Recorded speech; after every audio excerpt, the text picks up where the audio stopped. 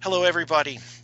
Thank you for joining me. My name is Don Smith, and I'm the host of the Sherlock Conversations. And I am fortunate to have as my guest today Leslie Klinger. I am not going to bother introducing him, it would not do him justice. So we're just going to jump right into it. Leslie, thank you so much for joining me today. This is just an honor. Our site is only been up for not even a month now, and for us to get someone of your caliber in Sherlockian, I don't know what you want to call it. I've been calling it the Sherlock zeitgeist. What is it called? What do they call the whole Sherlockian thing? Whatever it is, the big ball of I don't know. I Sherlockian. guess we're just all Sherlockians, and there's no ranking, there's no point system, and I always say any friend of Sherlock's is a friend of mine. So Oh, fantastic. First of all, I'm going to go make a left turn because I want to get this recorded on tape for everyone to hear. My wife got me the annotated Dracula for a Christmas present a few years ago, and one of the coolest things in the world was sitting there with LibriVox and reading it at the same time, listening to LibriVox and listening to reading Dracula at the same time people were doing that. So, and then stopping every so often, and then just reading the annotations and the notes that were going on with that, and thank you. That's I say often that annotating to me is likened to um, the director's track on the DVD. right.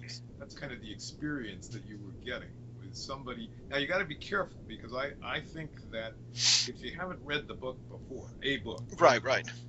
um, you don't really want to watch that movie for the first time with somebody talking in your ear about watch this. Right, right. Although I tend to do that. I mean, this is my annotations come out of a lifelong habit that my wife hates. That when we go to the movies, I talk to the screen, and I feel like I want to say things. Come on, you're kidding. You're not really doing Right, that, and so yes, some of it is like that audio track. right.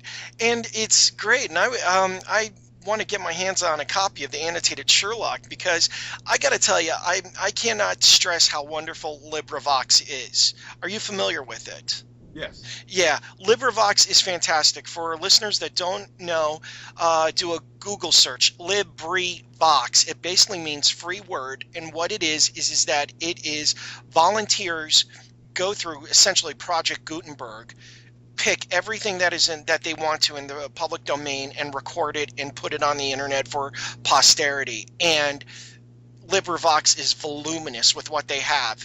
And I have listened to the public domain Sherlock Holmes through LibriVox. It is just so much fun. And you're also knowing that it's pretty much anything that is keeping alive classical literature is all for that. And that's one of the reasons why I enjoyed the annotated Dracula, was that it brought a very new perspective than just your straightforward, you read it, it's a vampire story, okay, nice. And then you actually then start seeing like where you explain little things like the blue flames as Jonathan Harker is being taken to Dracula's castle, and they would stop and see bursts of blue flame, and you would go into great detail about that. And then people like you would stop and talk about like the residents of Transylvania that would pass by or that Harker would see, and you would go into a bit more detail, and that was a lot of fun. And you notice that there are references to Sherlock Holmes throughout my footnotes, of course, because I can't help myself. Right, exactly, exactly. Let me ask this. I'm going to go take this back. I have seen an absolute explosion in interest in Sherlock Holmes. I mean, right now, I can't recall in movie history when we have had um, so many Sherlock related projects going on between Elementary, the Cumberbatch series, Robert Downey Jr.'s movies that you consulted on. There's talk of them doing a third one, and now with Ian McKellen playing Mr. Holmes. Has there, you would know this better than I would. Has there been a time, and I'm not just talking about one actor playing Holmes for a movie and then that's the end of it. I'm talking about like where you would have like continuous, Multiple. yeah, multiple Sherlocks. Well, I mean, there's always been. multiple in different media.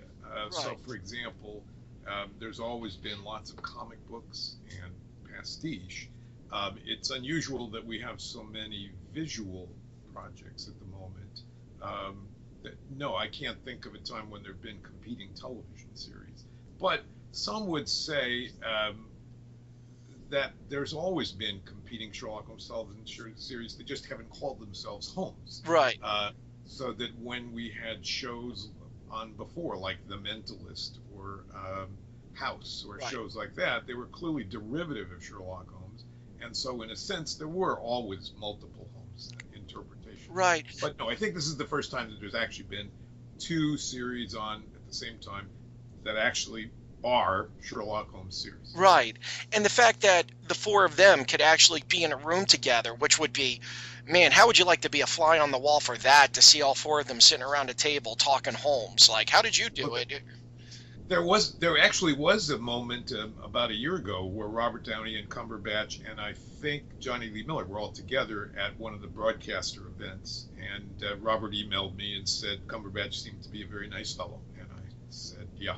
So it was those things have happened, but yes, a summit conference, and there's a lovely poster that was just put out by Tom Richmond is the artist, I Right. believe, that shows all of the sort of all of the important impersonations of Holmes in a single poster. Right, right. Oh, that's amazing. Now, and my reason for bringing this up is here it is. It has been since Holmes was first introduced in the late 1880s. How is it that a character like what is it about not just Holmes, but there's just something about that period between 1879 and like World War I London that is sort of like it's like an epicenter of literature, and it's like between that and also Jack the Ripper, Dracula is set in that time. Any idea what is it about that part of London that still catches people's attention, that people are drawn Sure. back to that time period?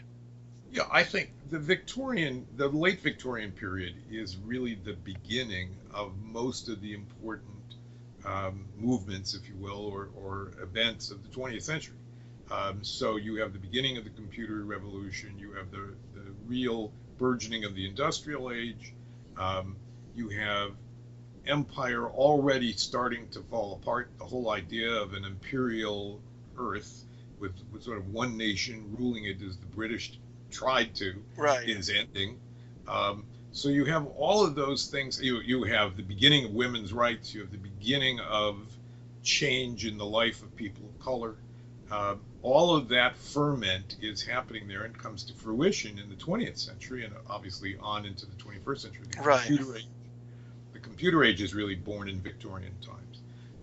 So that's what makes it so interesting. It's this cauldron of all of these things beginning to bubble, beginning to happen, and stirring, and people are bothered by it. Right. We see in Dracula, we see in other works, um, the troubled souls of the times that they're trying to deal with all of this change that's about to happen. Right. And I would even put Oscar Wilde in with that, where it's like with the recent advancements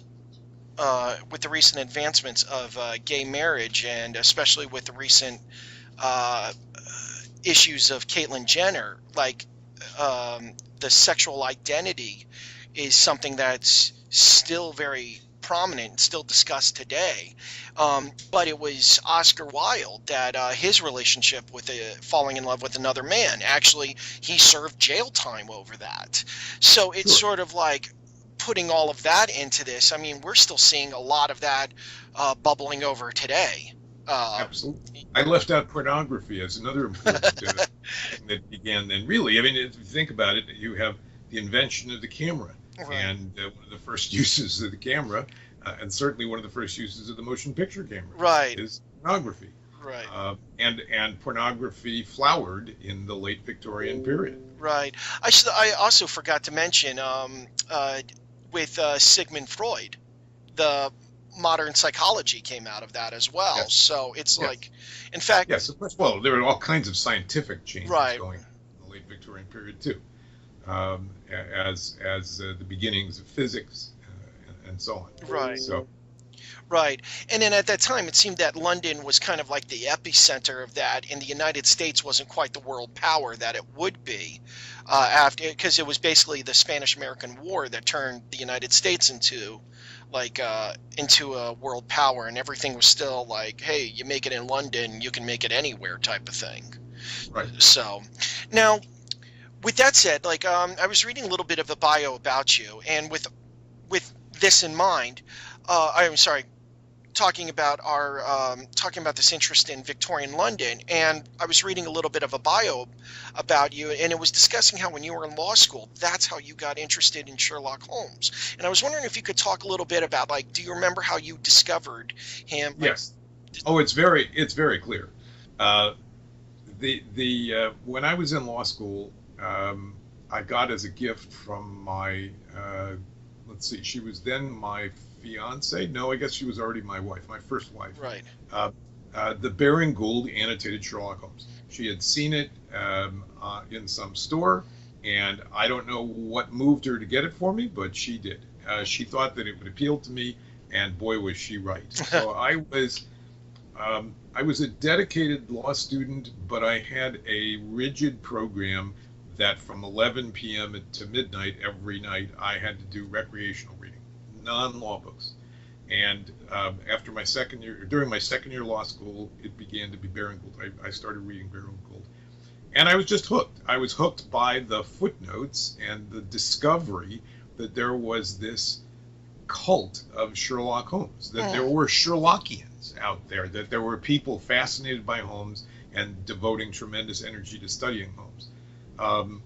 In those days, I began with essentially, I subscribed to the Baker Street Journal, and I very slowly began to collect the occasional book about Sherlock Holmes. I'd go into a used bookstore and I'd say, do you have any Sherlock Holmes books? And they'd pull out, a beaten up copy of the boys' book of Sherlock Holmes, and I'd buy that sort of thing. I had no idea what I was doing. I was not a serious collector of books in any way. right, And that lasted, that I was just a fan, till about 1976, when in those days, the Baker Street Journal actually had classified ads in the back. And a collector in the San Francisco Bay Area was selling his collection. I found out later he was going through a divorce. And it was 300 books. And he wanted the enormous sum of $3,500 for it. Now, I had about 100 books at that time, but as I say, mostly right. sort of odd bits here and there. I sent away for the list of books, and I looked through it, and I realized that this was the core of a serious collection. This was largely publications by the Baker Street Irregulars that had been published in the 1940s and the 1950s, a lot of the Edgar Smith pamphlets, all kinds of things that had come out about Holmes in limited editions. And I talked it over with my wife, same wife, and she said, you're the kind of anal person who should be a collector.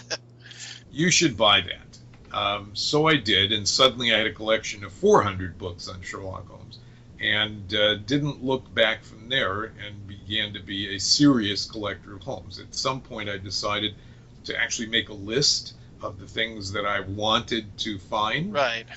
And started combing book dealers to find those things. And then somewhere along the way, in the late 70s, I started giving talks about Holmes.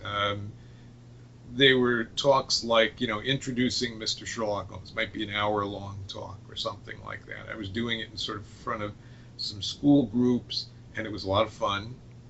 My collection was growing. I actually wrote a few papers about collecting. And then in the mid-90s, one too many times, I said to my wife, new wife, Right. So what are we doing this weekend? Oh, by the way, so when I married my current wife, and my wife and I have now been married, my wife Sharon and I have been married for 26 years. So, and I said to her, I have a few books on Sherlock Holmes when we got married. She had no idea that at that point it was already 2,000 books. Oh, wow. Um, so, sometime in the mid 90s, I said to her, what are we doing this weekend? And I was the kind of person who liked plans. Right. And she said, you know, you have all those books upstairs. Why don't you go write something? And I thought about it, and I realized I'm a lawyer, and all my career, I've been writing what I would describe as legal articles. Right. It's something that lawyers often do. They write for other lawyers, they teach other lawyers, and I've been doing that for a long time. So I thought about it, and I thought, you know, I love the Baker Street Journal kind of articles. I could try and write some. So I wrote one and sent it in to Bill Cochran, who was then the editor of the journal. And Bill tore it up in little pieces, figuratively. I mean, he wrote me back a lot of suggestions about what was wrong with it. And I fixed it, and he was kind enough to publish it, my first piece in the journal. And I started to do a little bit of that kind of writing. Now, I had this lifelong fantasy that someday when I was old and gray, not this kind of gray, but I mean old, really old. Right. That I knew that Baring Gould needed to be updated at some point. It was published in 1967, so it was going to need to be updated at some point. So by the mid-90s, I said to myself, you know, I'm going to try my hand at this. I was going to wait till I retired, but I'm just going to try this now. So I took a couple of stories, and I started to update the annotations. I copied Baring Gould's annotation, and then I sort of added on to the end of it new material. Right. Material, more articles published on the subject, more books published, and so on. And I showed it to some friends, including Chris Roden.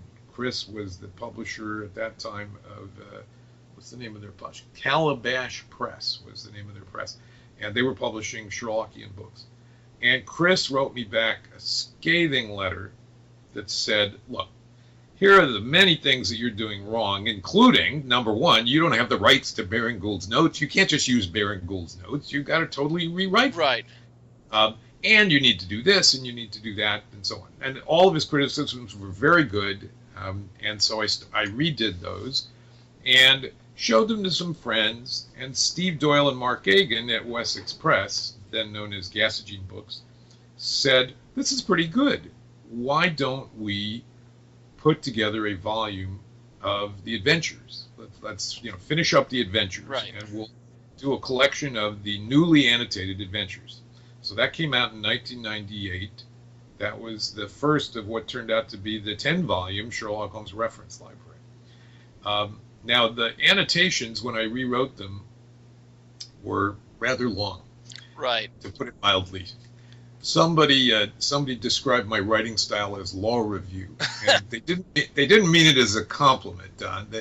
What they meant was there were pages with one line of text, and the rest of the page was footnote. Right. So, but we proceeded along those lines, and just to finish up the story, and I'm sorry it's turned out to be a long story. No, this is great. In about 2002, when I had, I think, 4 or 5 of the reference library volumes already out of the blue, I got a call from Robert Weil. Bob was at that time the senior editor at Norton. Now he's the president of an imprint they have called Live Right. But and he said to me, we are planning to essentially reissue the Baring Gould edition. They had already republished Martin Gardner's wonderful annotated Alice in Wonderland, and they wanted to redo the Baring Gould edition. And they said, and Bob said to me, and we hear you're the guy to edit it. And it was like, me? I'm this amateur writer, and this is my lifelong fantasy that you're now telling me you're asking me to do, and you're going to pay me money, and it's going to be published by a big press, and so we agreed. And I learned later that what had happened was that my dear friend Michael Durda, who was also good friends with Bob Weil, had actually been approached first. They had come to Michael and they had said, Michael, would you edit this? We know you're a Sherlockian, you're a Right. Pulitzer Prize winning critic, et cetera, et cetera. And he said, no, I don't really want to do it, but there's a guy in California who's already doing this. Right. So Michael was the midwife of the connection there. Oh, wow. And I envisioned the project in the beginning as being really easy. I thought, well, I've already done half of this. Just going to have to sort of repackage those notes. And no, Norton wanted every single note rewritten. They didn't want law review style. They wanted much more user friendly. Right. And they wanted lots of pictures. And so anyway, 2.5 years later, we were done with the short stories, and the first 2 volumes came out, and then a year later we were done with the novels. Right. That's the saga of my becoming a Sherlockian writer. That's amazing. Did you have to take a leave of absence from the law, or did you have to step away from Not it? at all. Oh, wow. Not at all. This was all evenings and weekends, and thank goodness. I mean, I have wonderful children. They were all grown and out of the house, and maybe that's why they're wonderful. Right. And a very supportive wife. So this was lots of weekends, Oh, wow. lots of quality time, and all that. But no, I didn't take any time off work. That's amazing. Yeah, because I Annotating fits nicely into that sort of interrupted schedule. 'Cause Right. You can work little pieces and then put them aside. right. And I had the library. I didn't have to go do tons of research outside the house. I already owned tons of stuff. I mean, I have probably, immodestly speaking, I probably have the largest collection of Science Society publications, in the world. Right, So right. I had all those to actually refer to them. Right. Right. Gotcha. Now, let me ask this: with the popularity of a character like this, and you see just how much effort, because like what's to me amazing about the Baker Street Journal and the literature surrounding Conan Doyle is just it shows how popular this character is. Now, Edgar Allan Poe, he had, like, what I find with Edgar Allan Poe and somebody like H.P. Lovecraft, both authors that you've had experiences with. What is it about this character of Sherlock? Because it's interesting because Sherlock has transcended Doyle, but I find that Poe and Lovecraft have not transcended their works. People kind of look at, I'm a fan of Poe, and they kind of look at it as a collected work. Like they view the Telltale Heart with the Raven Right. together, and with sort. Well, no, I think there are a handful of authors whose characters have overshadowed the authors. Dracula is certainly one of them. Right. Most people, I mean, I challenge you to find people on the street who know much about Bram Stoker. Right. And the same is true with some of the other indelible characters of literature, even characters like Don Quixote. I mean, people do not know much about the author. Right.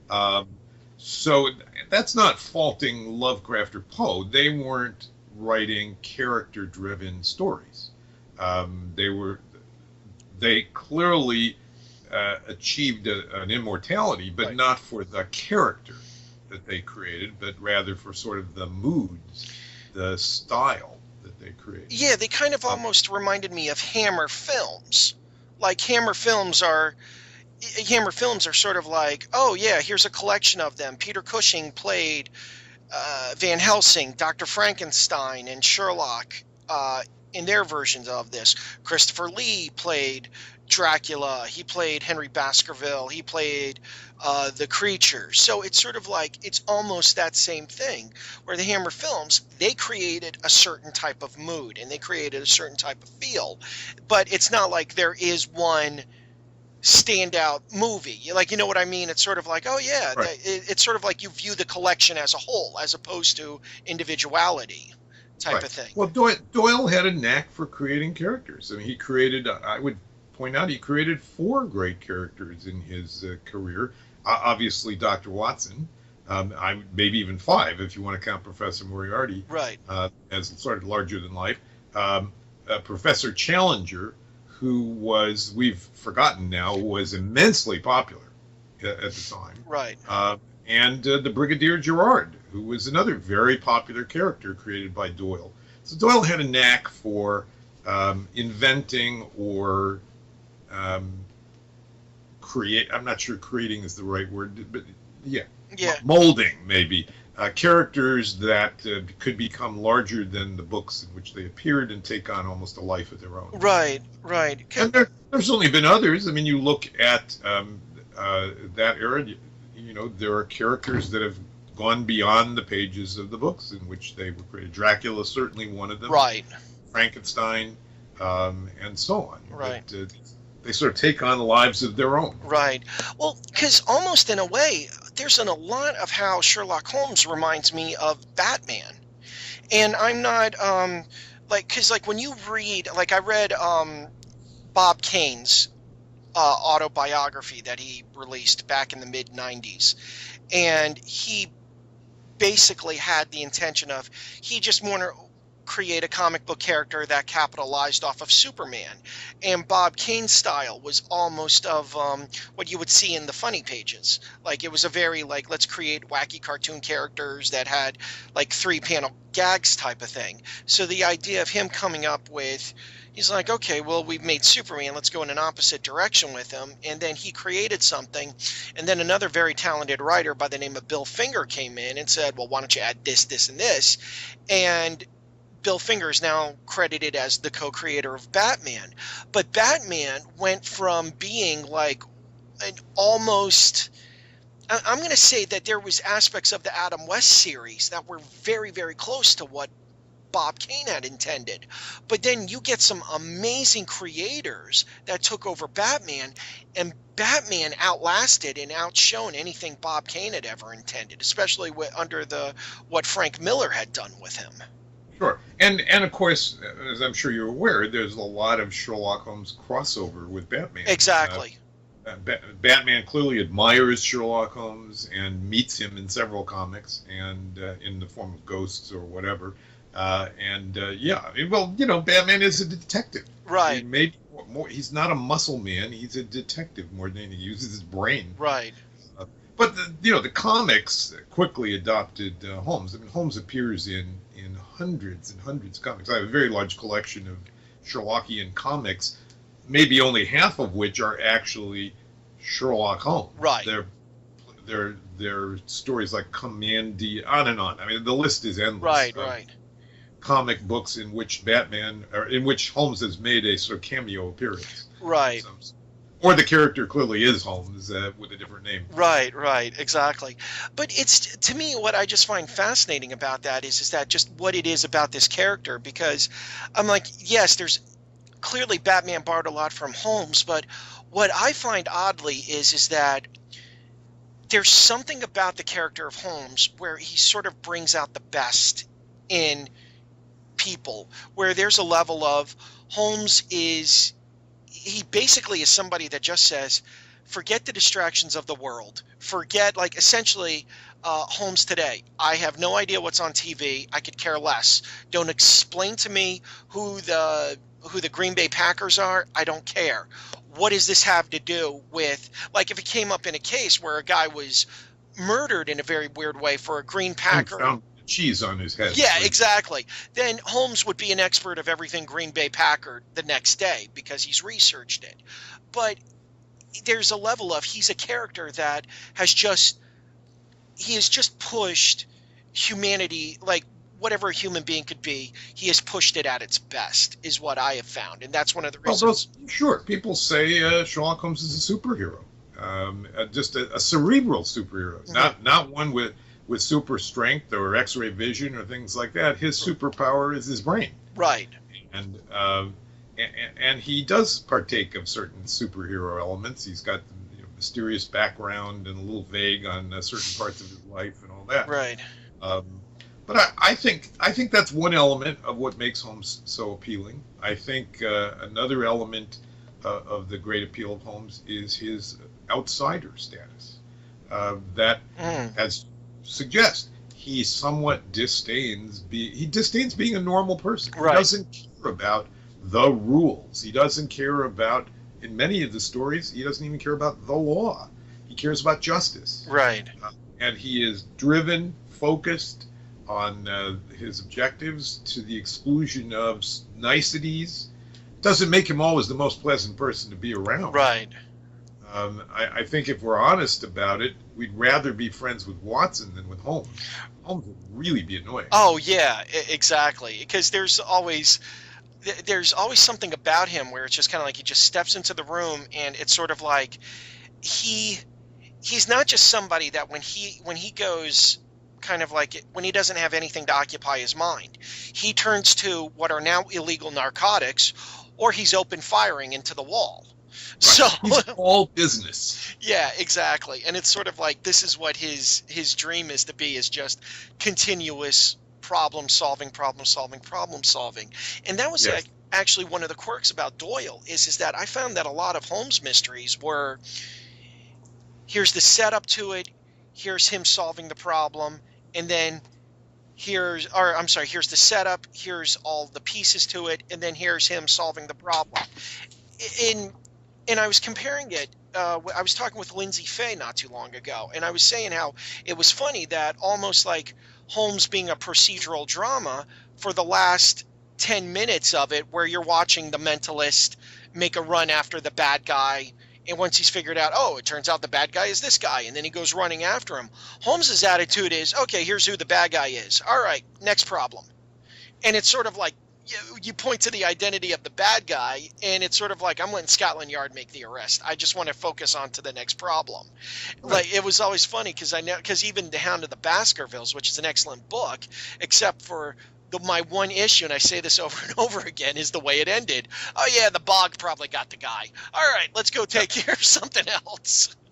Well, and of course that open ending is what's led to what I think many think is the finest of the pastiches ever written, the book The Giant Rat of Sumatra, which starts with, I don't know if you've read the book. No, I haven't had the chance. It's a terrific novel, and it begins with the idea that Stapleton didn't die, that he did just sort of go into the bog and nobody followed up, and guess what? He's still around. Right.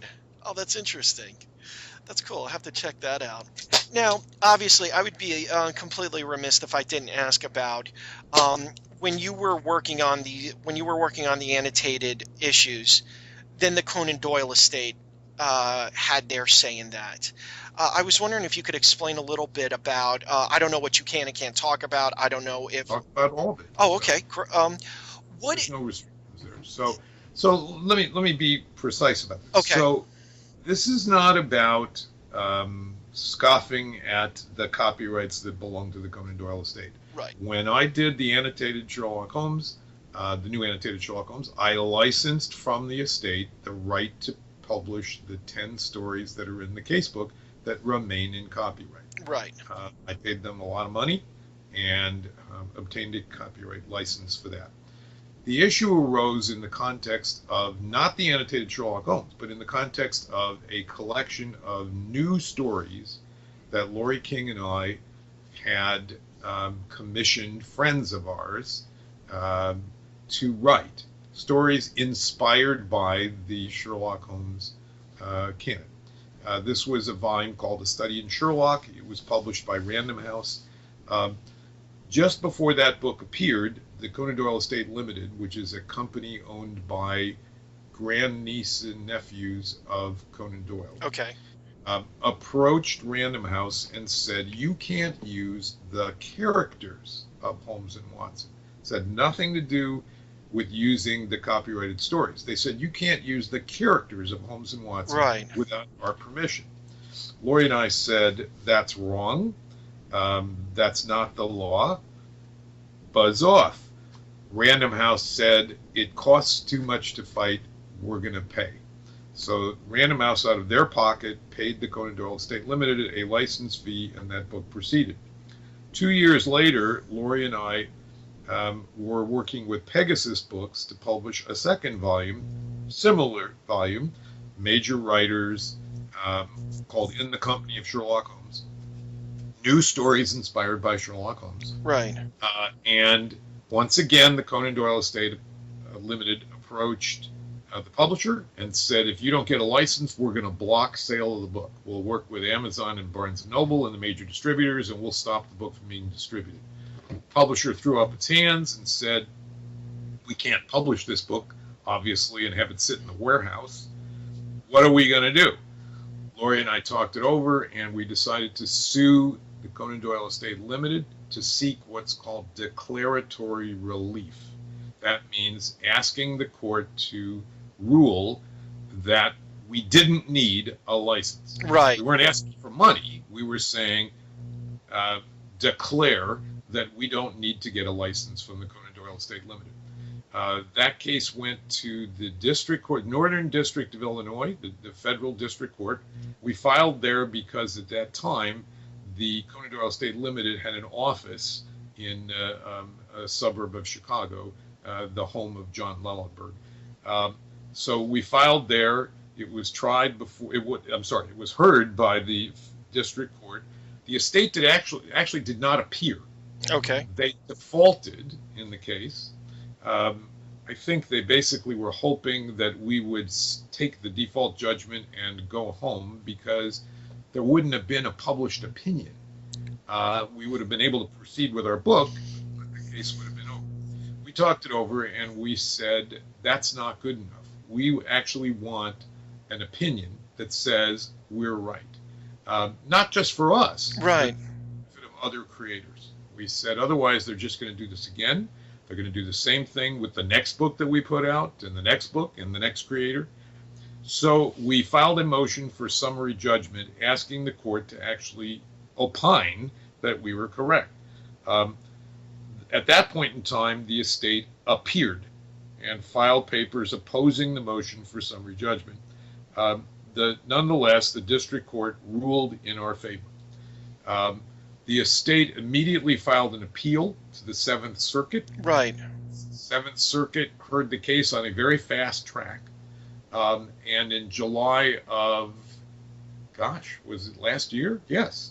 July of last year, issued an opinion in our favor, affirming the district court, holding that, to be precise, the character elements that appear in the 50 stories that are not under copyright, that is, all but 10 of the casebook stories, the character elements that appear in those stories were free to be used by anyone. Right. That includes the names of Holmes and Watson.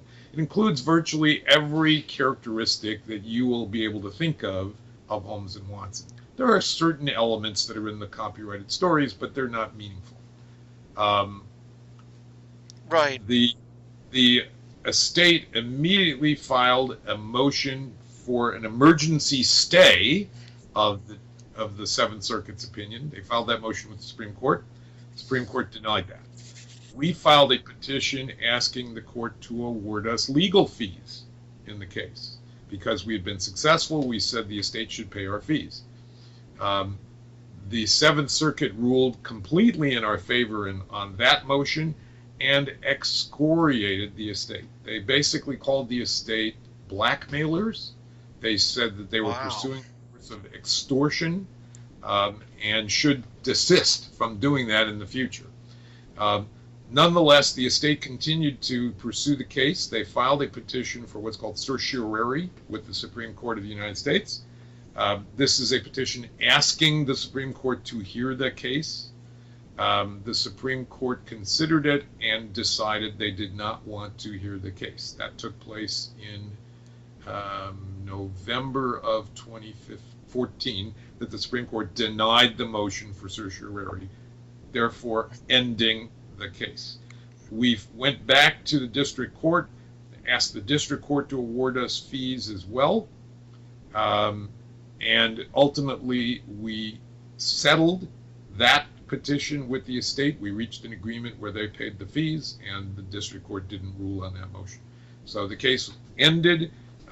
We basically got virtually all of our legal fees paid by the estate, and the estate was we felt, publicly chastised for their conduct in doing this. Now, clearly, it hasn't stopped the estate from continuing on their ways because they filed a suit against Miramax and Mitch Cullen. Yeah, I was going to bring that up with Mr. Holmes, and that because they were claiming that the whole, for lack of a better phrase, the whole bee thing that is part of Sherlockian mythology was in the the casebook series, where like they Right. mentioned. I'm not quite familiar with the story.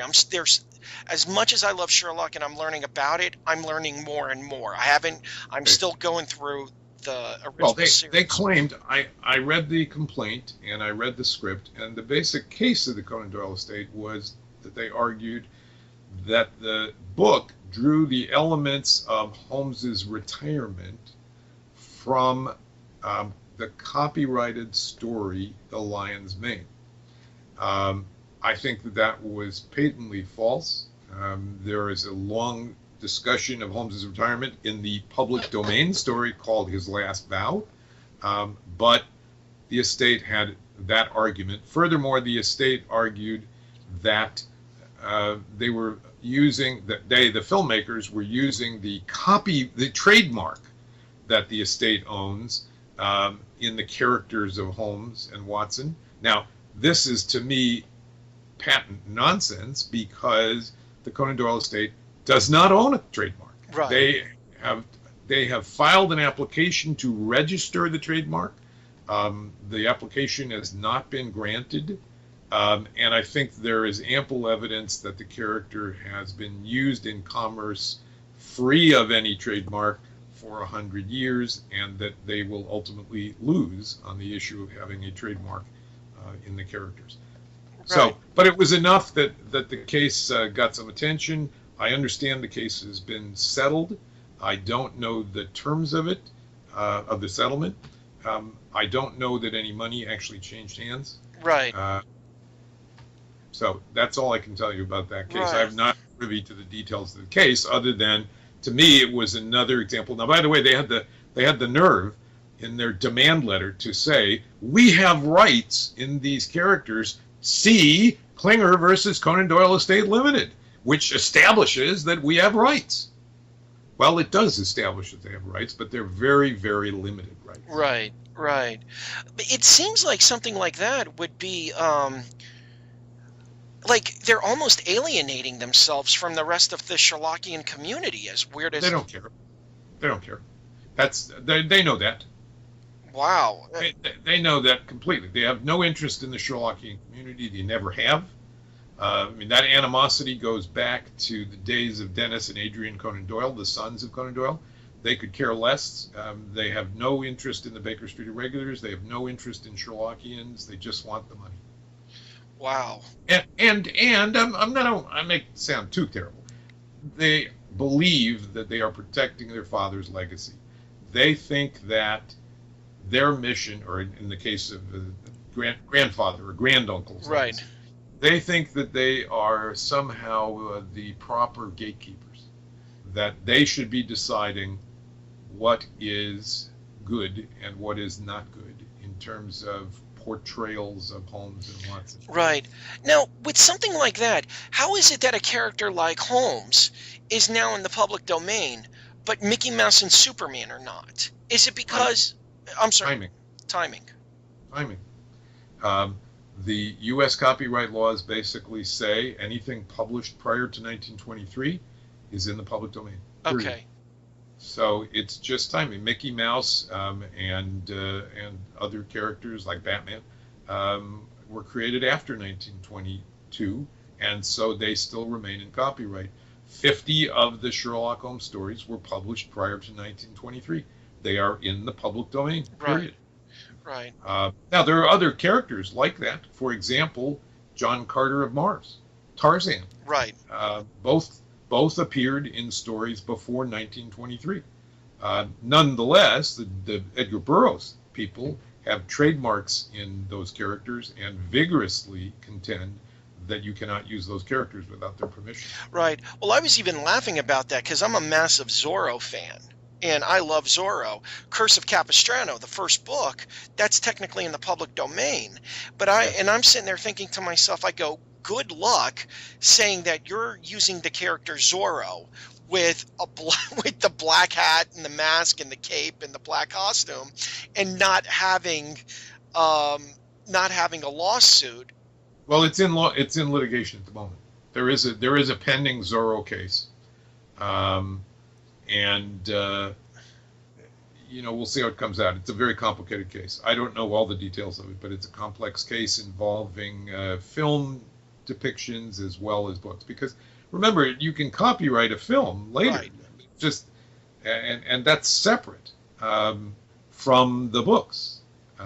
So it you have to look at what elements are Right. introduced in the film versus what elements came from the books and so on. So it's a very complex situation with Zorro. Right.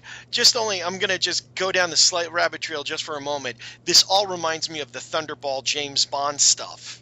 Yes. That, where it was sort of like, Never say never again. yeah, Ian Fleming writes a book at the same time he has a conversation with a couple of guys, and those guys go on to sue him, and that's how they have the rights to make another James Bond movie. And so you got Connery and, What was the guy? I don't remember the actor's name. Now, I mean, by the way, this is not even new in the Conan Doyle world. Way back in 1915, I think, the Stoll Film Company had obtained the rights to make Sherlock Holmes films from Conan Doyle. William Gillette wanted to make a film of his stage play, and they had to sue each other.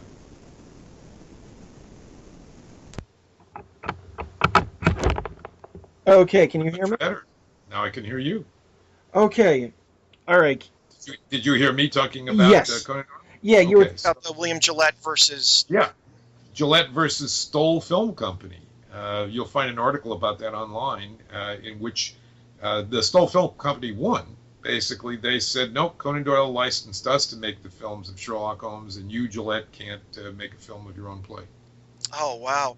And which is kind of funny because now this this Gillette movie is now coming out Yes.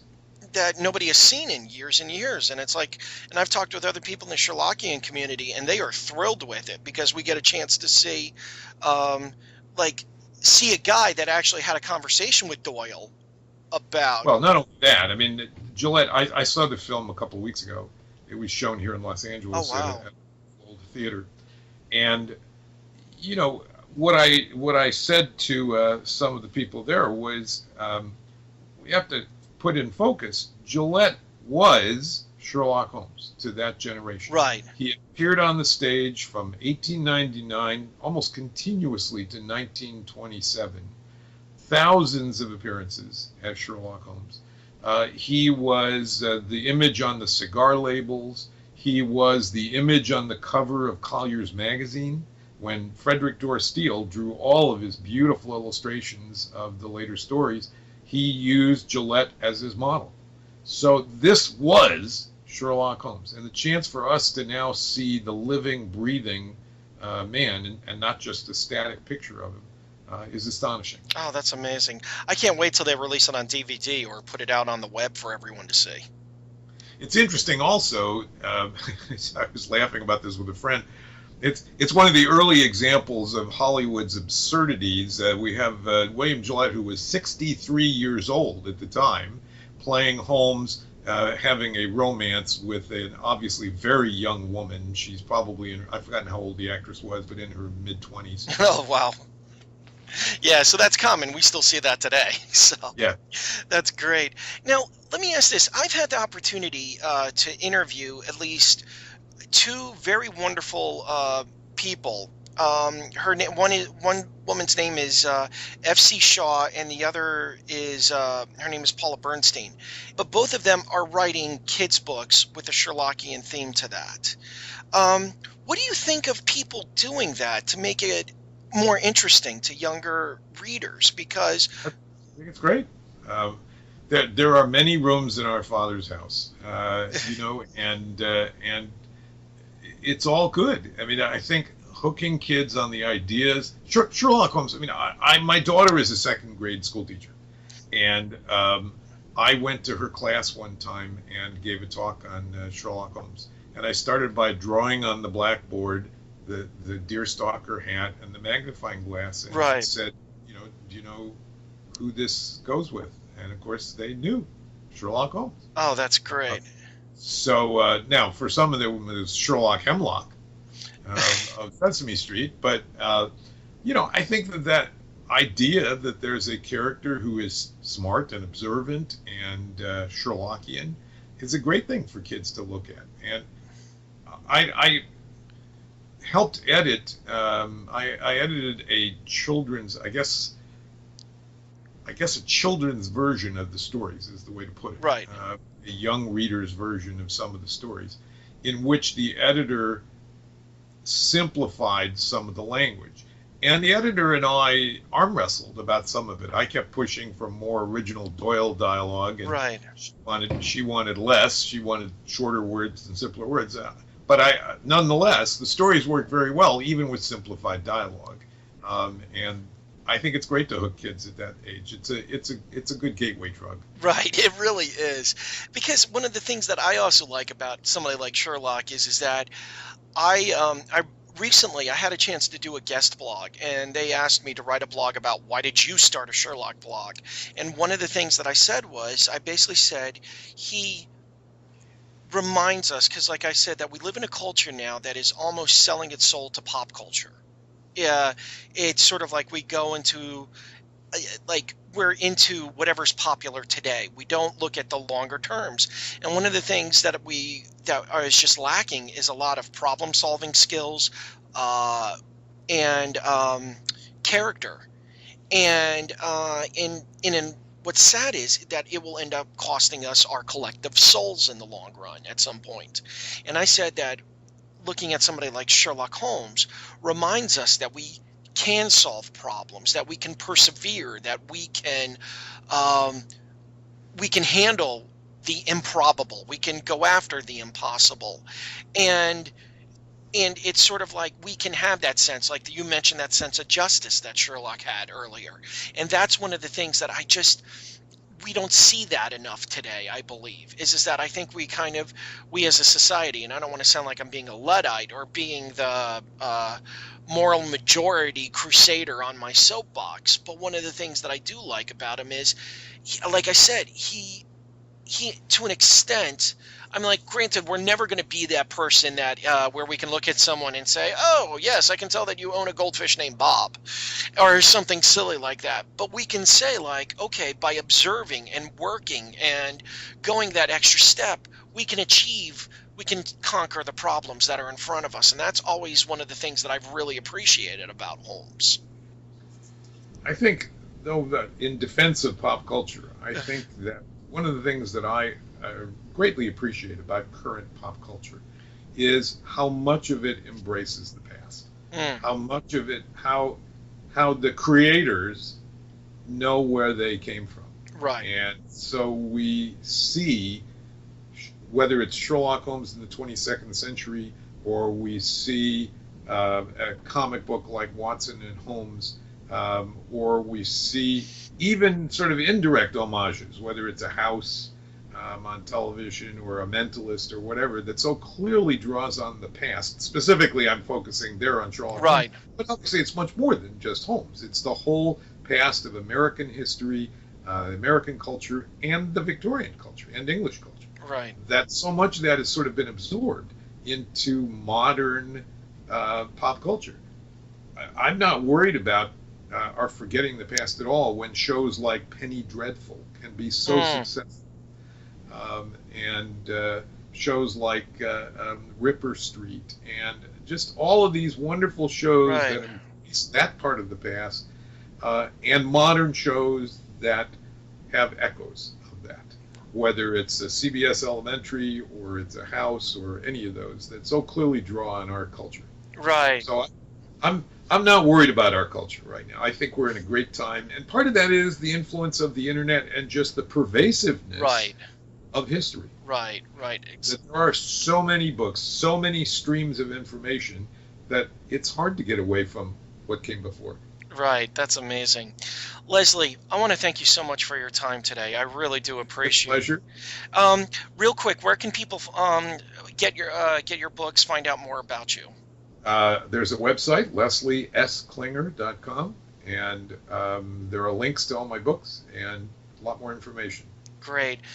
Well, everybody, I just want to say thank you so much for joining us today. And Leslie, again, I have to say this is an absolute honor on my end.